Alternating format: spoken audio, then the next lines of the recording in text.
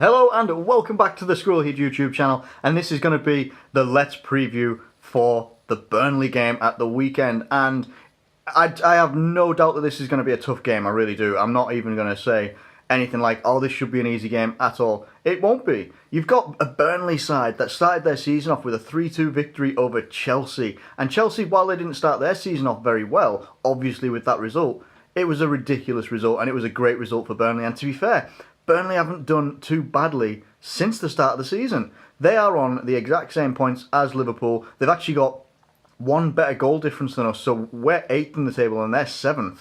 So we're at pretty much exactly the same. Yes, there should be a gulf in the fact that we should have more attacking talent and stuff like that, but let's be real. Let's be absolutely real about Liverpool right now. The Sevilla result, it wasn't too bad. It's not a time to be hitting the panic button at all. But there's still going to be maybe a slight hangover from that Man City result, which was obviously a 5-0 destruction at the hands of Man City. And the morale for the team is probably still going to be a little bit low. They didn't get the victory against Sevilla. Obviously, Roberto Firmino missed a penalty, but the man shouldn't be chastised for that. I mean, the guy was upset after you see it on cameras after the game as they're walking off. And he was really you could tell he was really upset. He had, teary eyes and stuff like that. It really got to him. And for me, I hope that just shows emotion and doesn't actually affect his game, because that'll be really difficult if it does affect his game, like it affects his confidence and stuff like that as well. But Burnley, they've signed this guy called Chris Wood from Leeds, and he's doing it for them. He's come into this league and he's scoring goals. He's scoring important goals as well.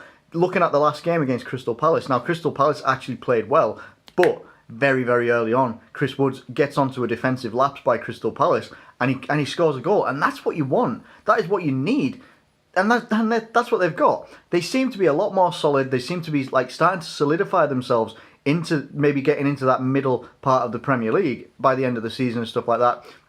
Not necessarily going to be battling relegation or anything like that, which is probably what people may have been predicting maybe a year ago or something.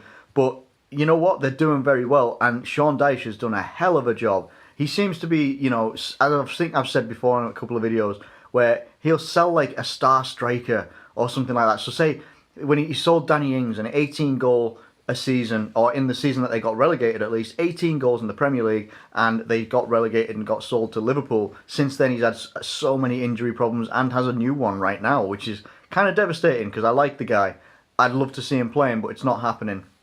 Come back into the Premier League, they had Andre Gray, a great striker, he was like a young Jamie Vardy in my opinion, maybe not as prolific as that, but he had the pace, he's got good technique and good finishing. Gets sold to Watford, they bring Chris Wood in, and it's just like, I don't know if it was offensive or not. I don't think anyone picked up on it at the time, but I did say that Burnley seem a little bit like a budget version of Southampton, where they can sort of sell their best players, or their better players at least, and have people come in, or have people that are ready to step up into those roles and do very well. And I don't mean that in a bad way. Southampton have done well in the league, in recent years and stuff like that. That's the only reason that I said budget Southampton. They're not budgeting any other way because they are competing. They're doing very well. I think they got a draw against Tottenham as well. They've won against Crystal Palace. They've beaten Chelsea as well, the champions of last year. I can't remember if they've lost or who they lost to, because obviously they're on the same points as us, so they must have lost. But even so, it doesn't look like they're not getting smashed left, right and centre. Now we've got to come to Liverpool. Liverpool 5-0 at Man City. Devastating. Have to get over it. You've got to move on. Yeah, you can focus on the fact that we completely lost all fight and desire. But at the end of the day, it's a terrible result. It's a horrible result. It's an absolutely awful result. A type of result that you've seen in recent years of Man City destroying Newcastle, for example. Like 5-0 or 6-1 or something like that. Whatever it was. They can do that. They can do that to any team. And the fact that they've done it to a team that can finish in the top 4 in Liverpool, Man City are going to probably go on one this season. And they're doing, I think they were at their Champions League game this week. And they won 4-0. I think it was against Feyenoord. Maybe not the strongest opposition, but they're putting them to the sword. And they're not conceding goals right now. So it looks like Man City is starting to click into gear. Liverpool looked like they were clicking into gear, obviously with the Arsenal result and stuff like that as well. But obviously since then, the Man City result has, it's certainly tainted things for a while, I think. cannot ignore the fact that we're going to be missing Sadio Mane for this one and for the next 3 domestic games as well. So we're going to have to be enjoying him in the Champions League, and that's fine, but we can't use him domestically. So I think he's going to miss this game, and I think it's Leicester back-to-back. So what do I expect to see in terms of lineup? Now, we saw the return of Philippe Coutinho in the Champions League, and he actually did get cheered on, which did surprise me. It did surprise me. I thought that people were going to hold a bit more of a grudge. But no, they did. They gave him a round of applause, and it was actually nice to hear. Actually, I thought that was quite positive, and maybe it'll help him settle back into the team a little bit quicker. He's probably going to have to come in and play. To be fair, he will probably have to come in and play either off the bench or starting. You can't take out someone like Sadio Mane and not have someone in there to come in and play. You know, hopefully Salah can build on his performance against Sevilla, which was a very good performance. Don't get me wrong, it was a very good performance. He can build on that one. Scored a goal. It was a deflected goal, but never mind. You know, it goes in the back of the net. That's all I'm bothered about. Firmino, I hope he starts, but if not, I hope to see someone like Sturridge, because Sturridge, if anything, he could be built for these types of games. And to be honest, to actually give Firmino a little bit of a rest, the guy's been playing like all the time. Maybe give the guy a bit of a rest, a bit of a breather, a bit of breathing space after the Sevilla game, and how upset he was about missing the penalty and the way that the result went in the end. That could be a good call. Obviously, you've got options in the midfield, which did play a lot better. Still improvements to be made, obviously, in terms of the playing style as well. But they did play better against Sevilla, more of what I would expect in Henderson, Wijnaldum and Emre Can. So obviously, I think Emre Can had the better performance for me, and it looked like he was getting back to the Emre Can that we were seeing in pre-season, saw in the Hoffenheim games, in the Champions League playoffs. So for me, I think that I'd like to see those 3 starting and see how it goes. Maybe you bring in Milner or something like that later on in the game, or maybe even start Milner. Henderson, I don't know, Henderson, Milner, Can, Henderson, Milner, Wijnaldum. Probably it'd be Wijnaldum that misses out for me, but regardless, I think that they can go with a strong midfield.